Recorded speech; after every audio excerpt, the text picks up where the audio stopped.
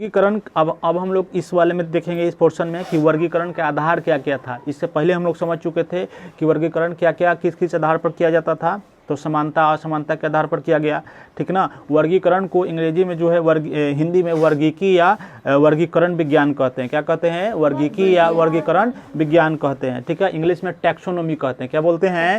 Taxonomy, ठीक है। इसमें जो है सबसे पहले इसको कौन सा वर्गीकरण उन्होंने क्या कि कौन सबसे पहले शुरुआत, वर्गीकरण का सबसे पहले शुरुआत किसने किए थे? तो यूनानी विचारक थे अरस्तु। कौन थे? यूनान के थे, यूनान के थे, ठीक है। यूनान विदेश में पड़ता है, विदेशी एरिया जो है वो यूनान में पड़ता है। तो यूनानी विचारक जो थे अरस्तु, ठीक है। जैसे यूरोप अभी के डेट में यूरोप वाले क्षेत्र को बोलते हैं, यूरोप समझते हो ना, हाँ। तो उस वाले क्षेत्र में थे अरस्तु।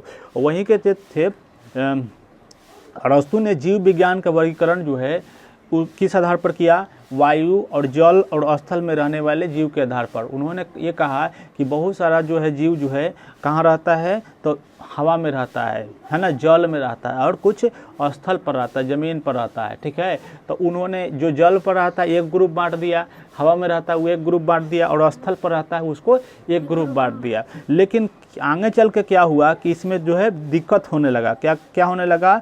दिक्कत होने लगी। इसके आधार पर जिसके चलते समुद्र में रहने वाले जीव, बड़े जीव जैसे कि व्हेल, छोटे जीव जैसे स्टारफिश को एक साथ रखा गया, वास स्थान है। इसी प्रकार वर्गीकरण को वैज्ञानिक आधार सही नहीं माना गया। मतलब इस प्रकार के जो वर्गीकरण का विधि जो था वो आगे चल के सही नहीं बैठने लगा, ठीक है। बढ़िया से बैठो। वैसे क्या लग रहा है? बैठा हुआ है, लग रहा है कि एकदम आया है, काम करके आ रहा है, हाँ, काम करके आ रहा है।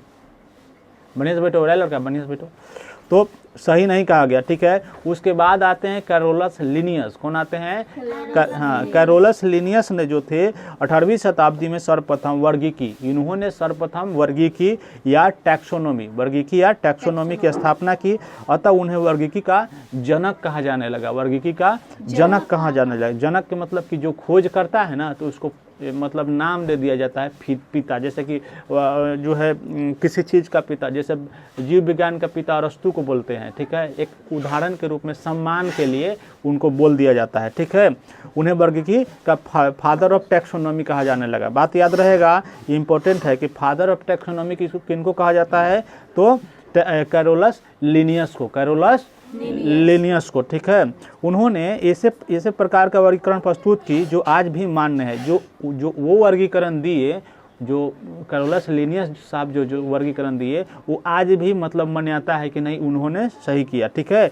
लिनियस के योजना के अनुसार वर्गीकरण की केवल 4 इकाइयाँ थी। क्या, कितना इकाइयाँ थी? 4। कौन? संघ, जिसको फाइलम बोलते हैं, उसके बाद वर्ग, जिसको क्लास बोलते हैं, और वंश, जिसको जेनरा बोलते हैं, और जाति, जिसको स्पेसिस बोलते हैं, ठीक है।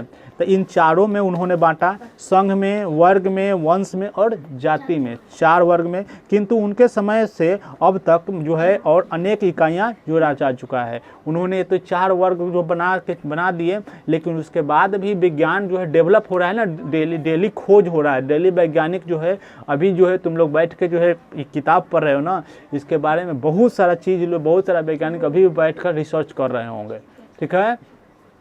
अनेक इकाइयों को जोड़ी गई। इसके फलस्वरूप वर्गीकरण की अब अनेक इकाइयां हो गया। इसके जो है अब जो है बहुत सारा इकाई हो चुका है। जैसे कि संघ है ना, तो संघ, वर्ग, गण,